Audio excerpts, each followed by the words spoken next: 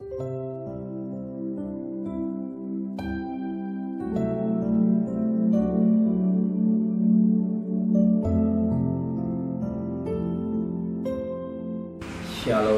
pagi bersama kedudukan kepala dan tanah kasih Bapa yang bersemai dan kerajaan surga, pagi yang cerah yang Kau berikan dalam hidup kami lewat panjang umur dan Engkau pelihara kami. Maka pada pagi hari ini kami adakan mesbah keluarga, mesbah pribadi, kami boleh naikkan pujian dan penyembahan.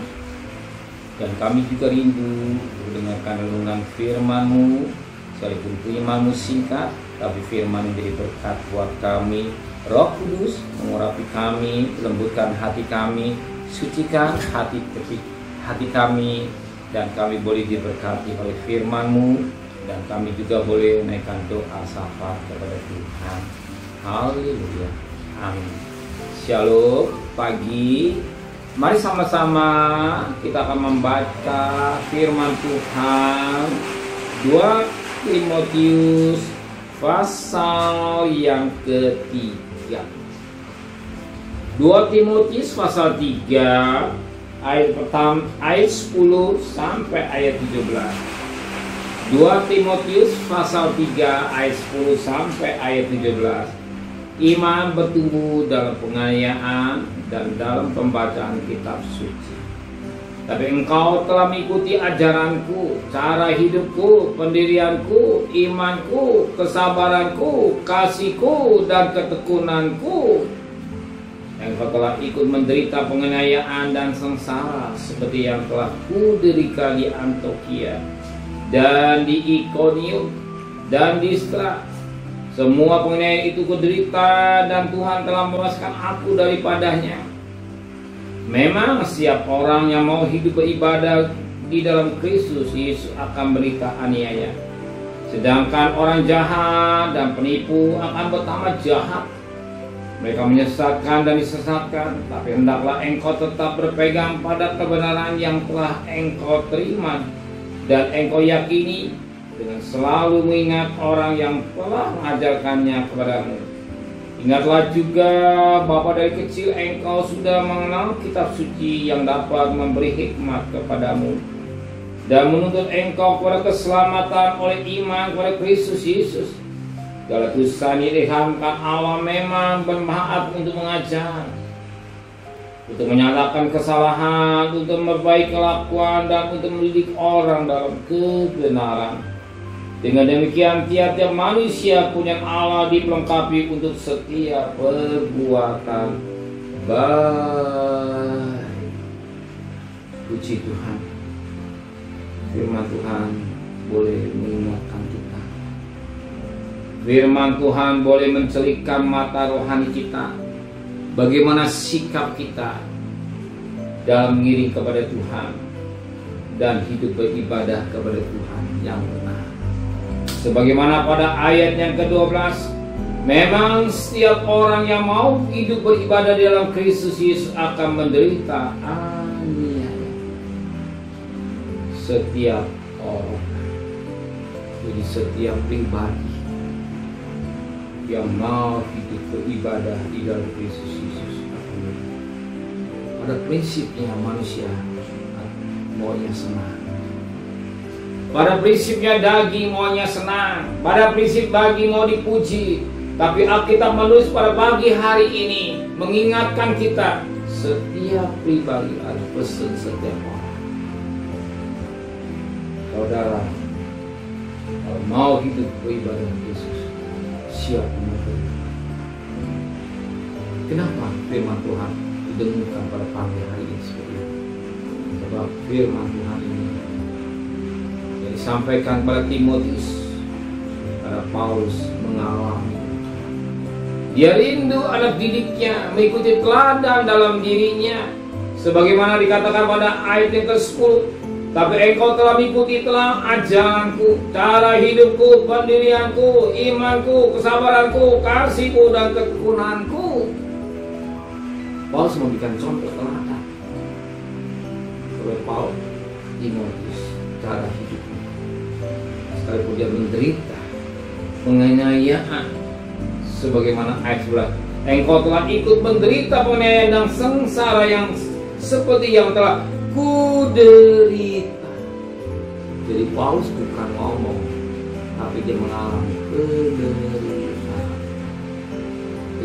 Dia mengalami penderitaan. Maka Paulus, kenapa dia mau menderita? Karena dia sudah belajar mengikuti teladan Kristus. Karena Paulus sudah mengikuti teladan Kristus, dia ikuti teladan Yesus, dia contoh dalam dirinya. Maka dikatakan, ikutlah teladanku, sebab aku ikuti teladan Kristus. Sebagaimana 1 Korintus 11 ayat yang pertama. 1 Korintus 11 ayat yang pertama, jadilah pengikutku sama seperti aku atau Paulus juga menjadi pengikut Kristus. Paulus menderita karena dia belajar seperti Yesus menderita. Oh, saudara perhatikan bagaimana penderitaan Yesus.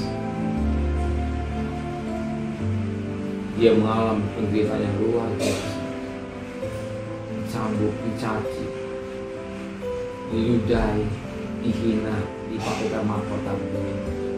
Bahkan Yesaya menulis, Yesaya pasal 52 ayat 14, wajahnya tidak seperti manusia. Inilah dikatakan dalam firman Tuhan, menderita, aniaya, apa namanya? Aniaya buat tubuhnya.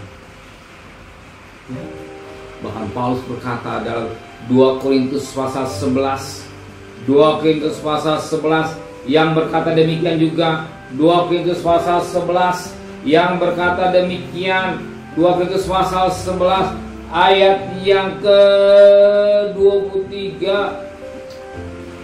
2 Korintus pasal 11 ayat 23, apakah mereka pelayan Kristus? Aku berkata seperti orang gila. Aku lebih banyak menjadi lelah, lebih sering di dalam penjara, didera luar batas, kerap kali dan bahaya maut. 5 kali aku disesa orang Yahudi, setiap kali 40 kurang 1 pukulan. 3 kali aku didera, 1 kali aku lempar dengan batu, 3 kali mengalami kapal karam.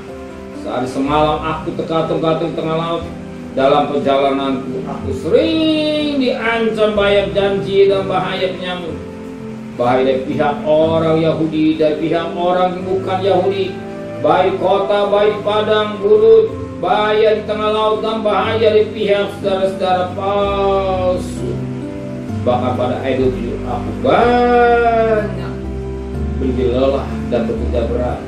Kalau kali aku tidak tidur, aku lapar,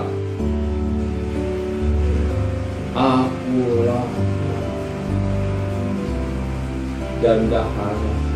Kerap kali aku berpuasa, kedinginan tanpa pakaian dan bangun dengan tidak menyebut banyak hal lain lagi. Urusan suku sehari-hari itu untuk memelihara semua jemaat. Lihat, Paulus mengalami karena dia belajar seperti Kristus.